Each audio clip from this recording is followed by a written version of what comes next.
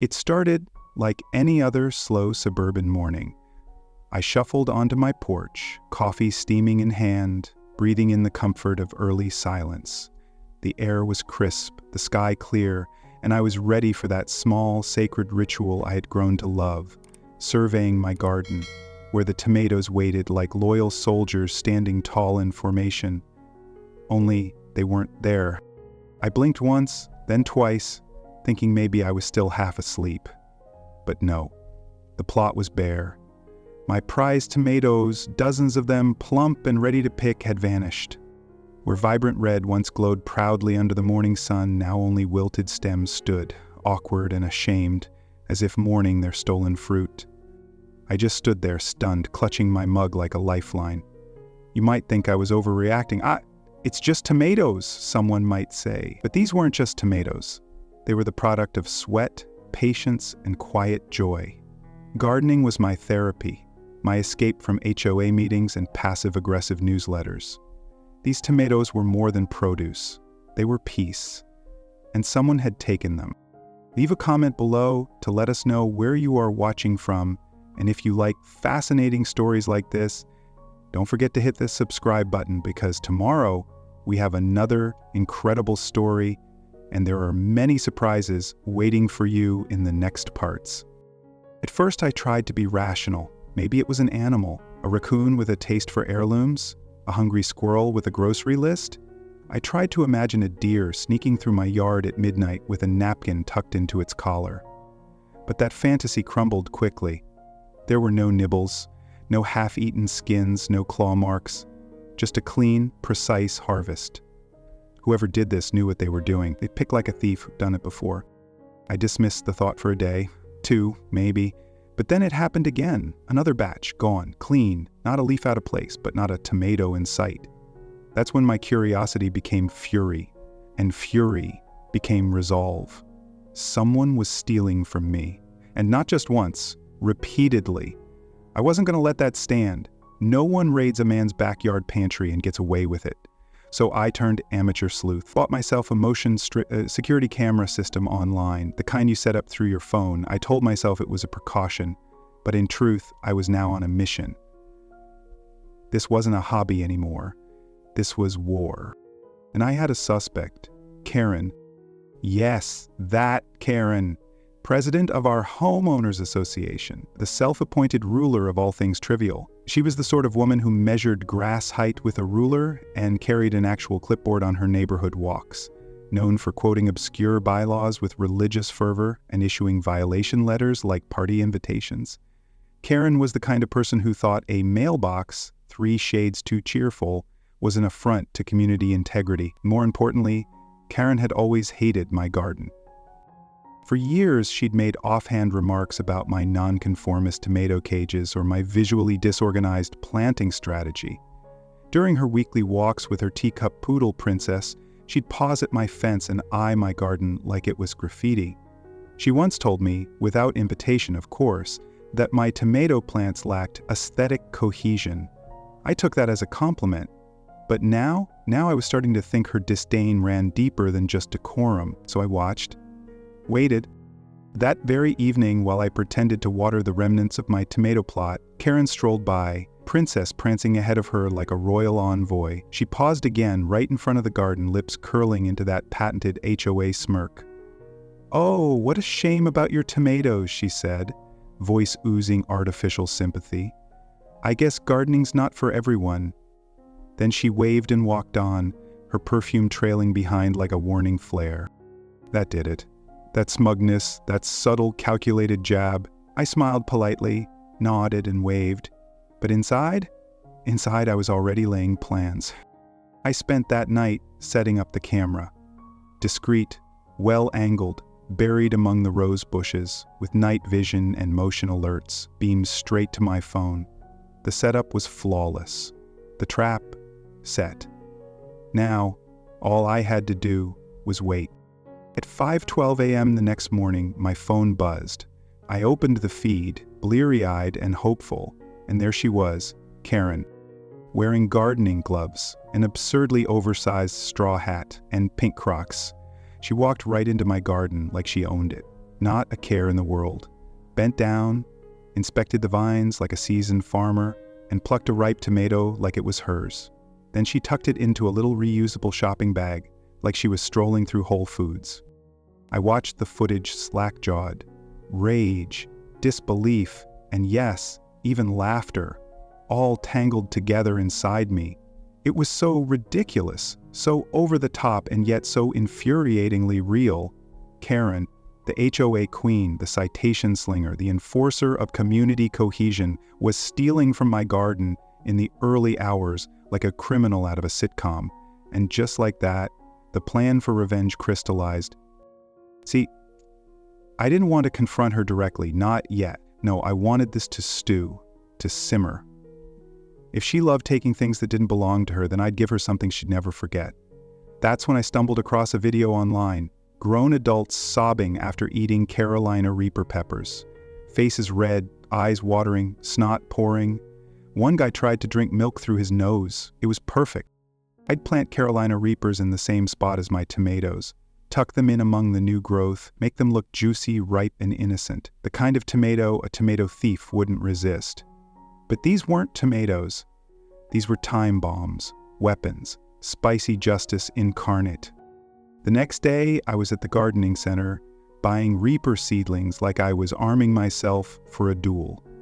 When the cashier raised an eyebrow and asked if I was sure, I just smiled. Oh, I was sure. Back home, I planted them with care, spaced them precisely between the tomato vines, disguising them with companion herbs and mulch. From a distance, you couldn't tell them apart, but up close, if you picked the wrong one and took a bite, you'd know. Oh, you'd definitely know. And as I stepped back from my newly fortified garden, I felt something I hadn't felt in weeks. Peace. Because now, I wasn't just a gardener. I was a man on a mission. And Karen? Karen was walking straight into a world of pain, one hot pepper at a time. The next few days were an exercise in patience. Every morning, I'd sit with my coffee, eyes glued to the live feed from the garden camera like a sentry guarding a fortress. My Carolina Reapers were growing strong, their deceptively innocent red skins gleaming under the sun, practically begging to be picked. I tended to them carefully, watering and adjusting leaves to keep up the illusion. If I was going to bait a Karen, the trap had to be perfect. At first, nothing happened. No movement beyond a curious squirrel or the occasional bird hopping among the vines. I began to wonder if maybe the footage from the first theft had spooked her.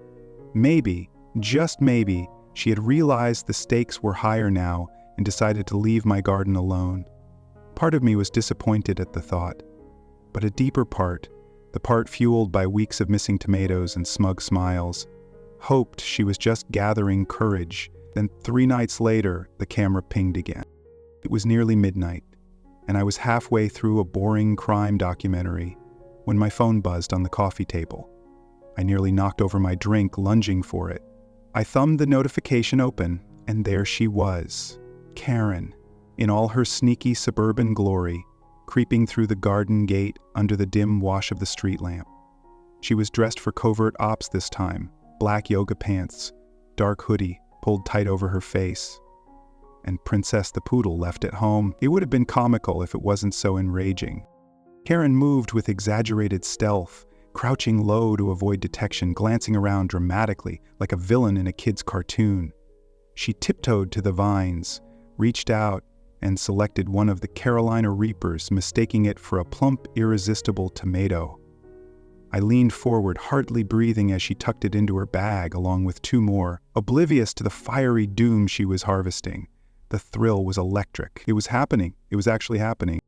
The next morning, I rose earlier than usual, an odd mix of anxiety and glee thrumming under my skin. I sipped my coffee slowly, savoring the calm before the inevitable storm. Around 9 a.m., the first cracks in the peace appeared. Across the street, Karen's front door burst open.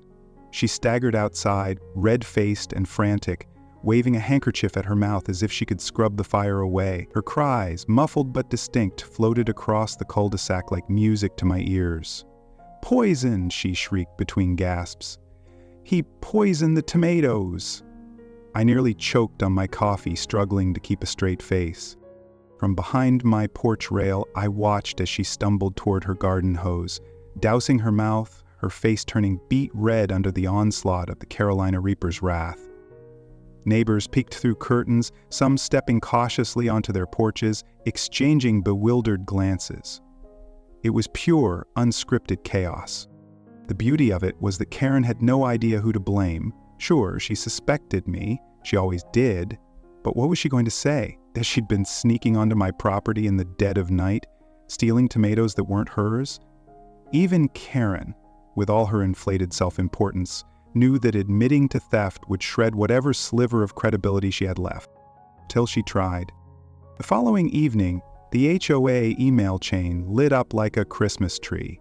Karen sent a message to all residents, dripping with faux concern about dangerous horticultural practices and the threat of unregulated gardening. She proposed an emergency meeting to discuss the dangers of reckless plant cultivation in the community. She didn't name me directly, but everyone knew exactly who she was talking about. I laughed aloud reading her words. Karen was pivoting from stealth thief to martyr, painting herself as the innocent victim of my dangerous, irresponsible tomatoes. The irony was so thick you could spread it on toast. But I wasn't worried. I had something she didn't. Evidence. That night, I pulled the footage from the security camera. Every glorious second of Karen sneaking into my garden and pilfering those peppers. It was undeniable. Clear, time-stamped, and ready for whatever petty courtroom she wanted to drag this into. My secret weapon wasn't just the peppers. It was the truth, captured in glorious high definition. Still, I knew better than to strike first. Karen's strength had always been bureaucracy, manipulating rules and twisting narratives to suit her needs. If I charged in waving evidence like a battle flag, she'd spin it into harassment or invasion of privacy or some other nonsense. No, I had to let her dig her own grave a little deeper. I waited. Sure enough, 2 days later, an official violation notice arrived on my door. Failure to maintain community gardening standards and cultivation of unsafe flora. It was so absurd, I nearly framed it. According to Karen, my peppers were now a public health hazard and threatened the very fabric of the neighborhood's peaceful existence. That's when I knew. The next HOA meeting wasn't going to be a discussion, it was going to be a showdown. And this time, I wouldn't just bring evidence, I'd bring the whole neighborhood to their feet. Because as much as Karen tried to spin her web of rules and half-truths, the reality was simple. People were tired of the nitpicking, tired of the power plays, tired of living under the reign of a woman who thought she could steal tomatoes one day and cry foul the next. They didn't want a queen, they wanted their gardens back. And with a little help from a few fiery peppers and one very well-placed security camera, I was going to make sure they got exactly that. The day of the emergency HOA meeting arrived, heavy with summer heat and even heavier tension. By early afternoon, you could feel it buzzing through the neighborhood like static. Lawns were suspiciously overmowed, cars lined the curbs. Neighbors who usually exchanged nothing more than a polite nod now whispered animatedly in driveways and behind fences.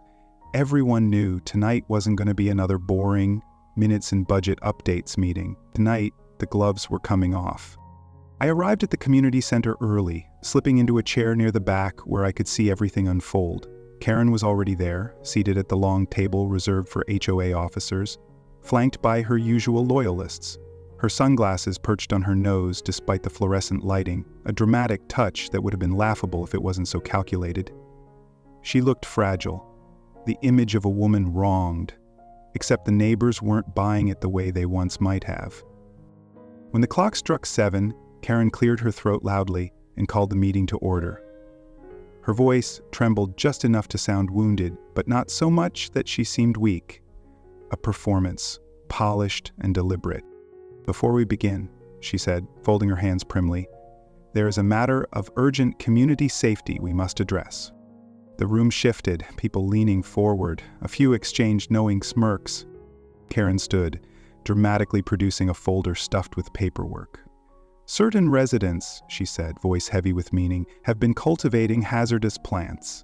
Plants so dangerous they pose a health risk to our families, our children, and even our pets. She paused, letting the fear creep into the room like a slow fog. Last week, she continued, an innocent child suffered a severe reaction after encountering produce from one of these gardens. This cannot be allowed to continue. She didn't say my name, but everyone's eyes found me anyway. I stayed still, hands folded calmly in my lap, heart thudding with controlled excitement. I wasn't worried. Karen had no idea that while she'd been drafting her horror story, I had been quietly gathering my arsenal. When she finished her impassioned plea, the floor was opened for comments. I rose slowly, every step toward the front of the room deliberate. The air shifted again, curiosity sharpening into something electric. Cameras on phones discreetly popped up. This was what everyone had come for. I faced the board first, then the gathered neighbors. "Good evening," I began, voice steady. "It's true, my garden has changed recently. After a series of thefts, yes, thefts, I made a few adjustments to protect my property." A murmur ran through the crowd. Karen stiffened, her sunglasses slipping slightly down her nose. She pushed them back up with shaking fingers. "I understand concerns about safety," I said. "So tonight, I've brought proof." I reached into my bag and pulled out a tablet connected to my security cameras, queuing up the footage. I angled it so the entire room could see. With a few taps, the video rolled. There, projected larger than life on the center screen, was Karen, caught in crystal clear night vision, creeping into my garden, plucking my tomatoes and stuffing them into her bag. And then, the piece de resistance.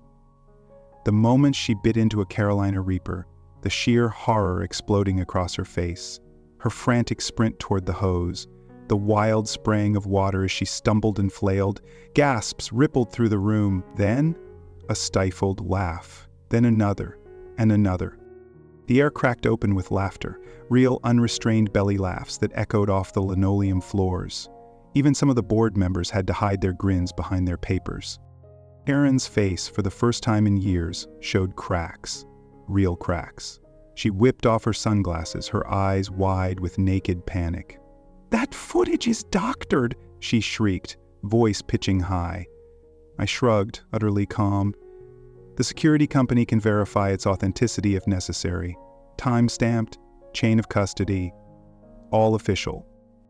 The HOA president, a thin, weary man who had long since stopped believing in Karen's drama, cleared his throat. "Karen," he said carefully, "did you or did you not enter Mr. Thompson's property without permission?" Karen's mouth flapped, uselessly. I was inspecting for code violations," she sputtered. The president raised a skeptical eyebrow. "At midnight? Wearing gloves and a hoodie?" A few more snickers from the audience. Cornered, Karen lashed out, her voice shaking. "This is harassment. He planted dangerous peppers. He endangered the community." I smiled thinly. "Only people who trespassed onto private property were at risk, Karen. I have every right to plant whatever I want in my own garden." The president sighed, pinching the bridge of his nose. "Unless there is a documented complaint prior to the incident, there's no violation here, and it appears Mr. Thompson's property was being tampered with without his consent." Karen's face twisted into something between fury and disbelief, a child caught stealing cookies who couldn't understand why she was being punished. In one last, desperate gambit, she whipped out another piece of paper, some hastily printed report from a supposed plant expert warning about the dangers of hot peppers in suburban gardens. The president barely glanced at it. "We'll take this under advisement," he said wearily, obviously humoring her to avoid a complete meltdown. "For now, I move that we close this complaint without action against Mr. Thompson."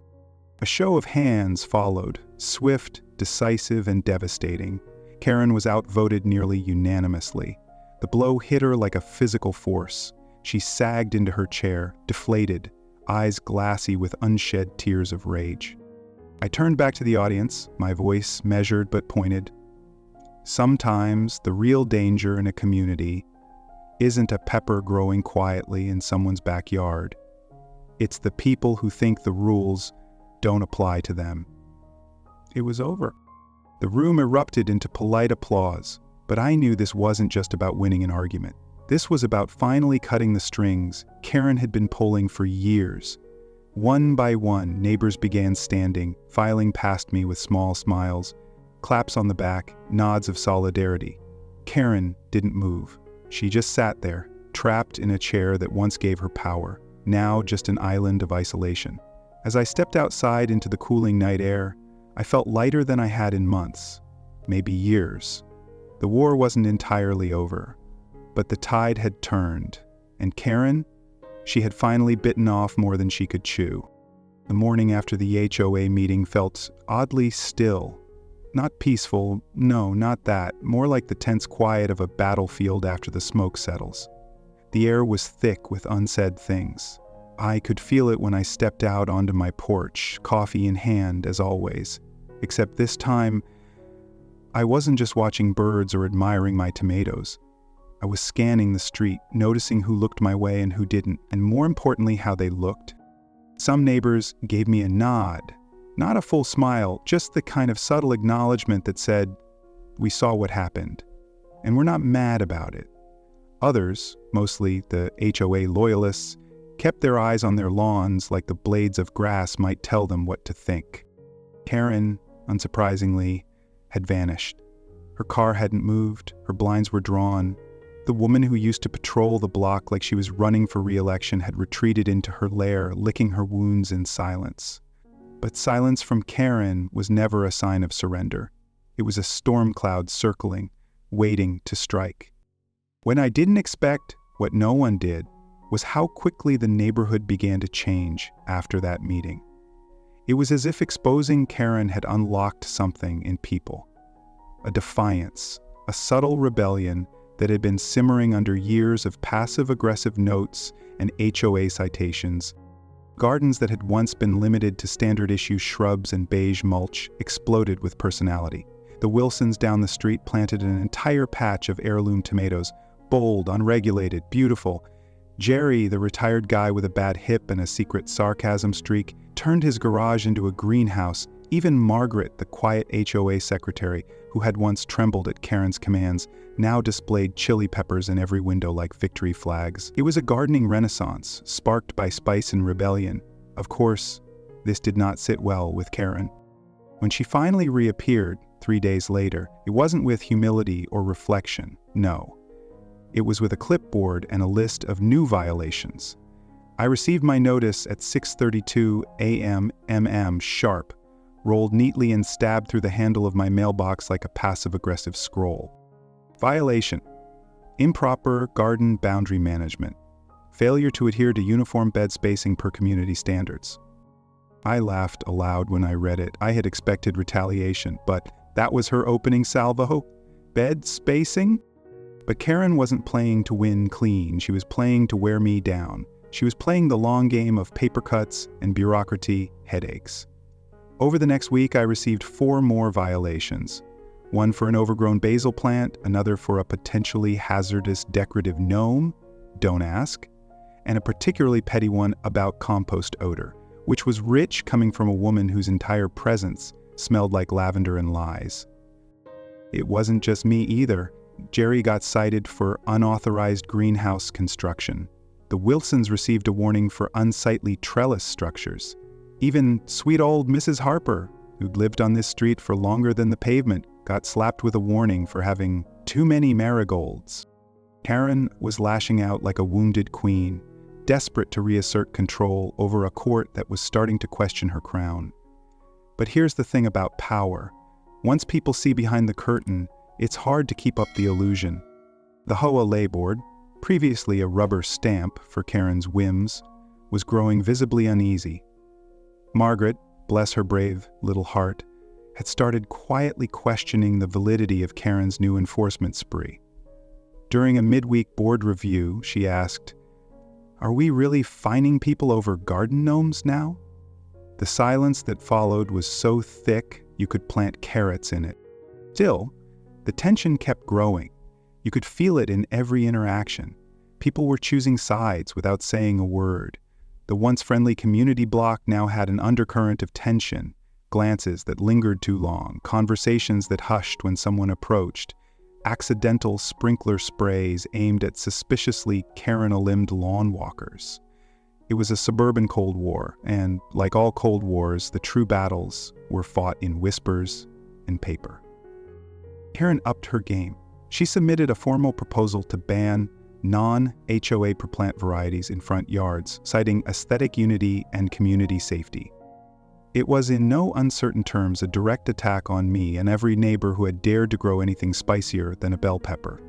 But I wasn't about to sit back and watch her turn the neighborhood into a beige, rule-obsessed prison again. I called a meeting of my own.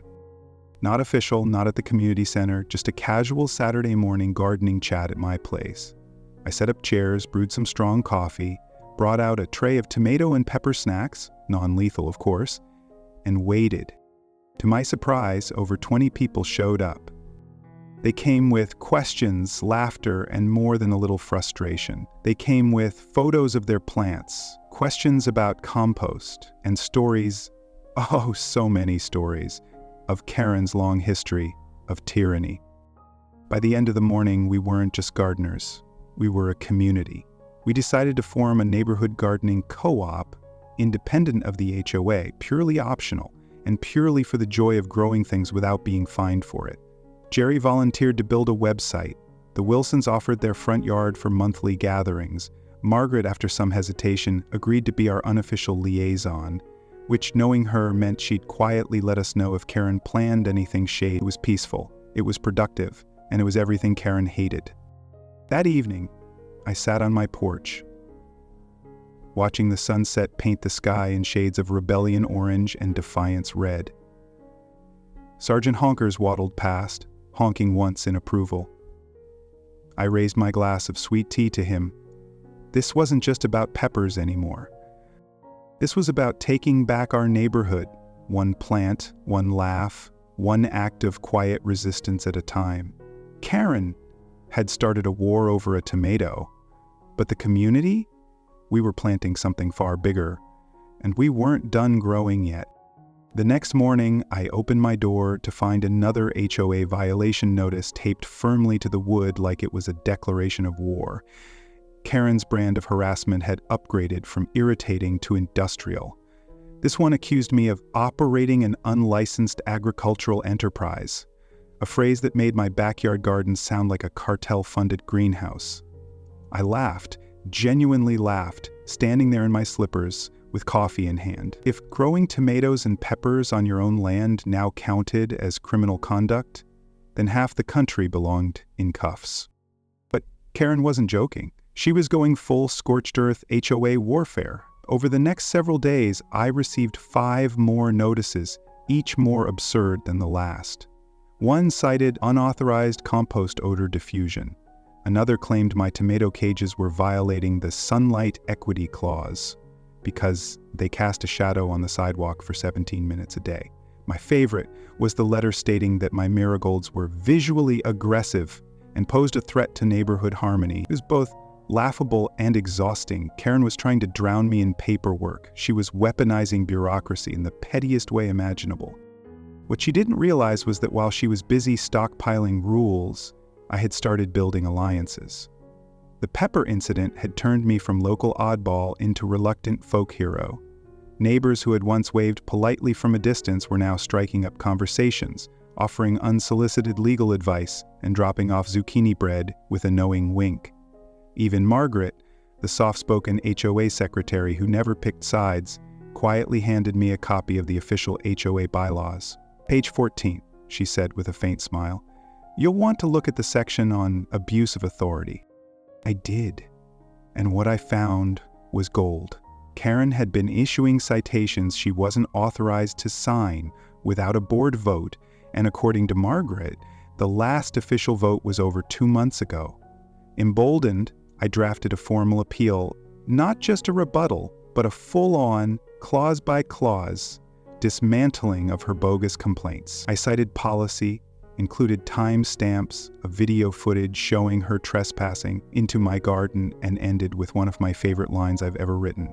If gardening on my own land is a threat to public order, then I suggest we all turn ourselves in before the tomatoes organize a rebellion. I didn't just send it to the board. I sent it to the city zoning office and the editor of the local paper, who incidentally used to be an HOA president himself. I wasn't just defending my yard, I was putting Karen on notice. But I didn't stop there. If she wanted a war of technicalities, I could play that game too. I filed an official complaint for misuse of HOA authority. I started a petition, and in less than 48 hours, 37 of my neighbors had signed it, demanding a vote of no confidence in Karen's leadership. Even Jerry, who once told me he didn't believe in getting involved, came by with 2 extra pens and 3 new signatures. Karen, meanwhile, doubled down. She responded by taping a full-page letter to every mailbox in the neighborhood. In it, she accused a certain resident, me, of inciting an anti-hay uprising via provocative horticulture. I nearly choked on my coffee. Not only was she losing her grip, she was going full Orwell. But what she thought was a warning had the opposite effect. It galvanized the neighborhood. Even her usual supporters were beginning to waver.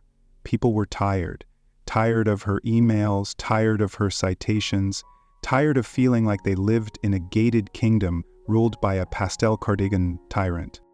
That Saturday, instead of our usual gardening circle, we hosted a community cookout. No permissions, no paperwork, no clipboards, just people, food, laughter, and lots of tomatoes.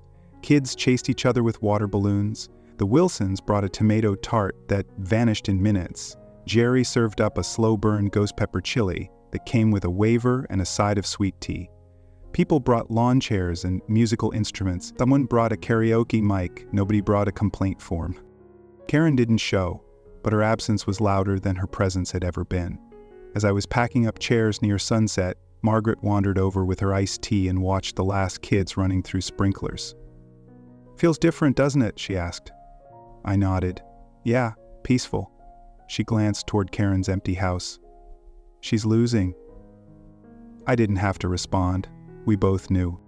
That evening, I stood in my garden, quietly reflecting. The peppers were still fiery, the tomatoes still ripe, but something else had taken root.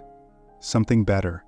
Community, resistance, sanity, and the realization that sometimes the best way to fight tyranny isn't with louder rules, it's with louder laughter. The morning after the community cookout, I woke up to another violation notice shoved under my front door. This one was new and even more desperate. Karen was now accusing me of operating an aggressive agricultural compound. That was the actual phrase she used. Not a garden, not even a farm, a compound. It sounded like she expected the National Guard to show up and cordon off my backyard. I laughed so hard I nearly dropped my coffee. Karen had clearly moved from micromanagement into pure fiction. But beneath my amusement, I sensed something else. Desperation. Her power was slipping, and she knew it. The community that once tiptoed around her was no longer afraid. That cookout had been more than just burgers and tomato tart. It had been a revolution in lawn chairs and laughter, a declaration that we'd had enough. Still, I knew Karen wasn't done. She was the type who'd rather burn the village down than hand over the clipboard. Sure enough, the next day, she made her next move. A formal summons. A full HOA hearing titled Emergency Review of Community Safety and Garden Compliance. I read the letter twice. It was ridiculous, but it was also real. The date was set, 2 days away. The location, the community clubhouse, where all Karen's greatest power plays had been staged. I folded the paper neatly, walked out to the garden, and began planning. This wasn't just about me anymore.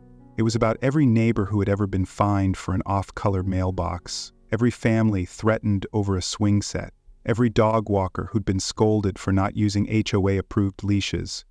Karen had used the HOA like a throne, and it was time we reminded her that she was elected, not ordained. The day of the hearing arrived like a storm cloud. The air was thick with tension. People weren't just showing up to watch, they were arriving with notepads, with questions, with curiosity. The cookout had lit a fire in the neighborhood, and now everyone wanted to see how it ended. When I walked in, the clubhouse was already packed. The folding chairs were filled. The walls buzzed with whispers. Karen sat at the front, posture ramrod straight, her signature pastel cardigan buttoned to the top like a general preparing for court-martial. Her sunglasses were perched dramatically on her nose again, her version of war paint. The board opened the hearing with stiff formalities, reading Karen's list of accusations against me: unauthorized plant growth, harmful flora, deliberate endangerment of community peace. It would have been laughable if it weren't so infuriating. When they asked if I had a response, I didn't hand over a speech. I handed them a flash drive with the video of Karen stealing my tomatoes. They paused, exchanged glances, and then played it on the projector in front of everyone. Or she was, in high-definition night vision, creeping through my garden like a cartoon burglar, swiping tomatoes into a cloth bag like she was stocking up for the HOA apocalypse. The room went silent. Then another. Karen's face, though hidden behind her sunglasses, was clearly burning red. She tried to object, calling the footage doctored, but Margaret, the secretary, stood and calmly said, "Actually, I witnessed it too, and so did Jerry, and so did my doorbell came." Margaret pulled out her phone, and just like that, the room turned. Karen flailed. She accused me of inciting neighborhood rebellion, of creating a dangerous gardening militia. Someone in the back muttered, "Better than a pastel dictatorship." Laughter rippled through the crowd, and Karen's voice cracked. She tried to play the victim, telling everyone she'd been poisoned by my peppers, that I had turned my land into a biological weapon, but the audience was done buying her drama. Then came the final blow. A resident named Dale, who had never spoken at any meeting before, stood up holding a folder.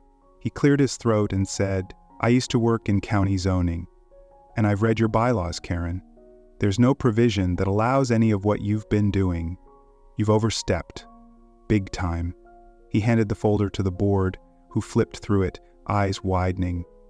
I didn't even know Dale liked me. Apparently, Spicy Vegetables had built a silent coalition. The board huddled. The room hushed. After what felt like an hour, the president stood and read their conclusion aloud. "Effective immediately, all violations against Mr. Thompson are void. Furthermore, the board will schedule a vote of confidence regarding the current HOA leadership." Karen stood, trembling with rage. "You're all making a mistake. He's manipulating you." But nobody was listening. The spell had broken. The kingdom of Karen was crumbling. She stormed out of the room, slamming the door behind her so hard the windows rattled. Nobody followed her. I stood there, still holding my flash drive, unsure what to do next. Then Jerry clapped. Then Margaret. Then the whole room erupted in applause. Not for me necessarily, but for the moment. The release, the relief, the end of the tyranny of pastel cardigans and petty rules. That night, I sat on my porch under the stars. My peppers were quiet, my tomatoes swayed in the breeze, and for the first time in months, my phone didn't buzz with an HOA alert. The war wasn't over yet, but the tide had turned, and in my garden, the revolution had bloomed. 3 days after the hearing, the official HOA letter arrived. Not another violation, but a notice of a special election. The subject? Karen's position as HOA president. The timing couldn't have been more perfect. Her collapse at the hearing had shifted something fundamental. The neighbors who once feared her were now emboldened, and not just emboldened, they were mobilized. By the following weekend, the neighborhood had transformed. Front yards were blooming with new garden beds. Lawns were no longer manicured into conformity but celebrated in wild, colorful bursts of individuality. Even Jerry installed raised beds, complete with a tiny scarecrow made from a stuffed raccoon toy that his wife insisted looked just like Karen. It was funny. Karen had tried to stamp out creativity, and instead she had ignited it. Election day came with all the drama of a mayoral race. Lawn signs sprouted overnight, slogans ranging from "fresh starts, not fines," to "Karen free since 23. My favorite simply said, "Keep calm and plant tomatoes."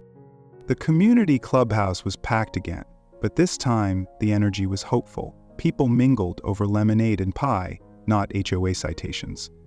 Karen arrived fashionably late, still clinging to her trademark pastel cardigan and an air of wounded nobility. But the cold shoulder she received from the room said it all. Her supporters were few. Even they seemed more interested in staying out of the crossfire than defending her throne. The votes were cast, counted, and confirmed in under an hour. A unanimous decision. Well, all but one, Karen was out, replaced by Margaret, the quiet, observant secretary who had become an unexpected hero. Her first act as president? Dissolving several outdated and overly strict regulations, starting with the ban on non-traditional vegetable layouts. She even announced a new neighborhood garden competition, complete with prizes for Most Creative Crop and Best Rebellious Pepper. After the election, Margaret approached me quietly. "We'd like you to be a judge," she said with a small smile. "Your peppers? They've started something." I laughed. "Started a neighborhood uprising?" She chuckled back. "Started a conversation. About control. About freedom. About, well, growing something more than vegetables." It hit me then. This had never been just about tomatoes or Carolina Reapers. It was about reclaiming space, physical, emotional, and communal, from someone who used power like a weed killer, choking out anything that didn't fit her vision of perfection. That night, I returned to my garden, the moonlight casting silver shadows across the rows. The hybrid peppers in Jerry's shed had matured into full-blown legends. People whispered about them at block parties, half in awe, half in terror. I hadn't named the strain yet, but Jerry had suggested calling them Karen's Bane. The name stuck. I plucked one, turning it over in my hand, its skin a deep, devilish red. Not many people knew it, but I had no intention of ever planting them again. That pepper had served its purpose. It had humbled the mighty, restored balance, and reminded the neighborhood that sometimes the most potent resistance grows quietly, leaf by leaf, root by root. A few days later, I received an unexpected visitor. It was the teenager who had first been burned by the Reaper. He came by with a six-pack of soda and an awkward apology, said he'd learned his lesson about stealing, about assumptions, and about underestimating heat. I invited him to sit on the porch. We talked, laughed. He asked for gardening tips. I gave him a few seeds. That summer, the neighborhood entered a golden age of gardening. Tomatoes flourished, zucchinis turned into local currency. A kind of healing began, not just for me, but for the entire street. People who had never spoken before now traded produce over fences, swapped soil secrets, and hosted seedling swaps. It turned out gardens had a strange way of breaking down walls. And as for Karen, she moved. Quietly. No farewell, no bake sale, no dramatic email thread, just gone. Her house was sold to a retired couple who hung up wind chimes and planted wildflowers in the front yard. The air felt lighter, like the HOA had exhaled. One evening, long after the dust had settled, I walked the length of the block, admiring the way it had changed. Not just in appearance, but in spirit. A street once ruled by rules now buzzed with creativity, laughter, and life. I paused at my gate, looking back one last time. A few porch lights flickered on, a sprinkler hissed in the distance, and somewhere nearby, Sergeant Honkers let out a proud, solitary honk. I smiled to myself. Not bad for a story that started with a missing tomato. And